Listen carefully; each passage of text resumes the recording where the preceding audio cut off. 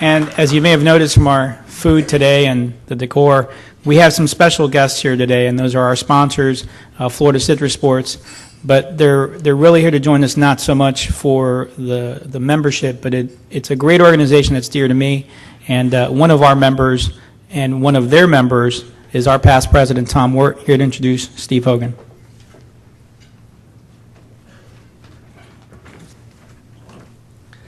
Thank you, Woody.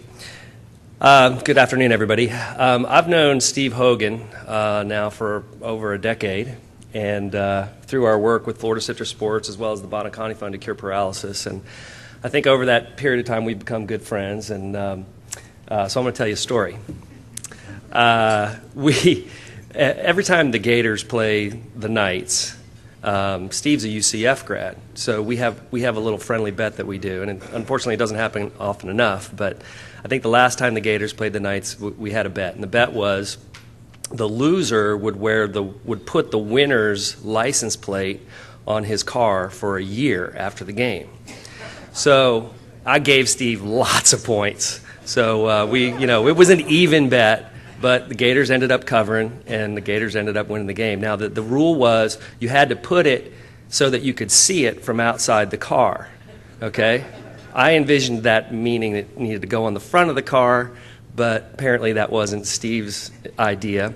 So, but I went down, I got this bright, shiny, obnoxious orange and blue Gator, SEC champion or something like that, license plate, and I gave literally like the Monday after the game, and I brought it to Steve's office, and I said, now you better put this on your car. He said, oh, I will. So about a week later, I showed up at the bowl office, and I look at his car, and it's not on the front of his car. So I go up to his office, and I'm like, Steve, where's the license plate? He goes, oh, it's on there. He goes, look on the back. So I go back down, I look on the back of the car. There's no license plate on the back of the car. I go back up. I said, Steve, where is it? He goes, look in the window. So I go back, I look, and if you leaned over really far, and I think he had actually tinted his windows, but if you leaned over really far, underneath like some old socks and some paperwork was my Gator license plate. And although to his credit, I think he did leave it there for a year. So anyhow, Steve Hogan, now for the serious stuff. Steve Hogan is the Chief Executive Officer of Florida Citrus Sports, and this is his fourth year leading the organization.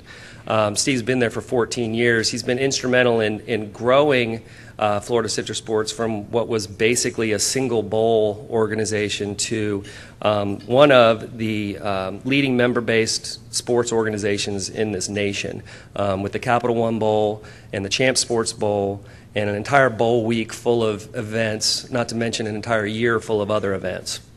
In the 90s, Steve created what was called the Gridiron Classic, which was a college football all-star game. And through that game over the years, hundreds of thousands of dollars was donated to charity through that all-star game. And what a lot of people don't know is that Florida Citrus Sports does do an awful lot for charity in this community. They have a foundation, the Florida Citrus Sports Foundation, and that foundation touches literally thousands of at-risk youths in this community through 5 programs, including the newly added program, which is Take Stock in Children, which is a local program for at-risk youth, and FCS has committed $1 million to that to that program to help at-risk youth. Steve's also guided the development of the Champ Sports Bowl since its inception in 2001. Actually, they moved it to Orlando in 2001. He's played a major role in keeping the Florida Classic, which is the nation's largest historically black college football game, here in Orlando, which not only is a great event, it also brings a lot of money to this community.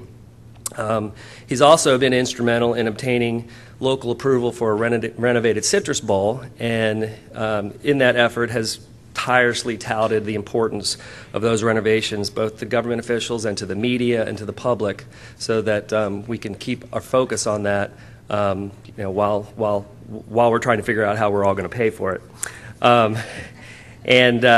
Anyhow, the last thing I'd like to say about Steve is that 4 years ago, when we were looking for a new leader for Florida Citrus Sports, George Nahas, who was the chairman of the organization, called me and he said, and they were bringing in people from all over the country, people from various sports organizations. And he asked me what I thought, and I said, and a lot of people said this, I wasn't the only one, but I said, your guy is right here. I said, nobody will work with more energy, work more hours, with more enthusiasm than Steve Hogan. And the guys on the selection committee gave him the shot, and I'm proud and happy to say that he proved us all right. So with that, let me bring up Steve Hogan, CEO of Florida Citrus Sports.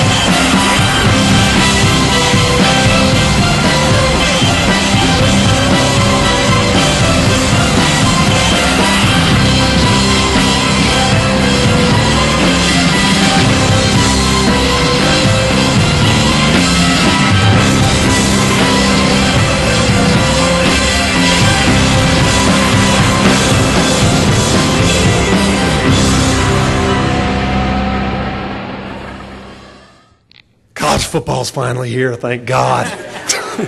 We can all turn the television set back on again.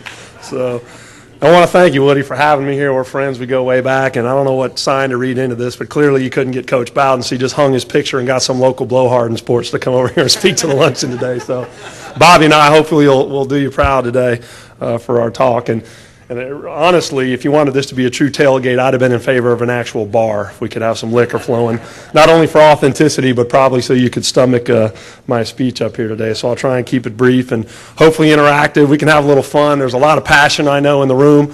How many Gators do we have, by the way? I always ask that. Hey! How many Knowles do we have in the room? Most importantly, UCF Knights. Thank you. Thank you. Thank you, Tom. Appreciate that. Miami Hurricanes, South Florida Bulls, Rollins College. Hey, we can claim. Hey, all right. We're gonna have a soccer tailgate later. It'd be awesome. I'm just kidding. I want to thank the bar and the association for having me here. I mean, what an honor. The room is littered with community leaders. I mean, when you think about people that make a difference in this community, they're all in this room today, and I mean that from the bottom of my heart, not only there, but in our organization. We wouldn't nearly be the Bowl Association that we are and have any of the success that we've had without a lot of the folks in this room and folks that have been leaders and members of this association. So I want to thank you, and certainly Tom in the room here has been a big part of that. Woody, Hugo, I saw in the room a little bit ago, DeBobian, Judge Arnold. Appreciate everything you guys have done for us at Florida Citrus Sports over the years. Our organization's been in Central Florida for over 63 years now. Before Disney, there were probably still orange trees downtown somewhere, when we were playing our first game with those two powerhouses, Catawba and Maryville, in that very first game. So, I mean, we all should be proud of that first Tangerine Bowl. Actually, the same seating sections are still there, so you can still go enjoy those in the stadium if you'd like. I mean, we got the video. We can replay that game. It's awesome. You see that white walls and the trough restrooms, so it's awesome. And our people really enjoy it. But 63 years is something to be proud of. But that Tangerine Bowl grew, and it grew because people in this community were passionate. It was originally founded as a benefit for the Harriana Crippled Children's Hospital in Umatilla, Florida. That's why the bowl was created. It was a product of the Elks Club. And from those roots in charity in the community, that day to today, we're still very strongly committed to children and education. So very proud of that. But that Tangerine Bowl grew and became the Capital One Bowl, which is widely regarded as the top non-BCS game in the entire land. I think you all would agree. Apologize for the way the game turned out, but even Florida and Michigan a couple years ago beat 3 of the television games on the BCS. Only the Rose Bowl and the National Championship beat the Capital One Bowl. We beat another one last year in the Orange Bowl with the Michigan State-Georgia game. So you should be proud of that. We pay more than anybody in the country. We have picks from the 2 probably arguably best conferences, Big Ten and SEC, in the entire country. And that game's a home run. It brings tens of millions of dollars annually into this community, not to mention the television aspect and benefits of marketing the destination. So we're very proud of where that's gone.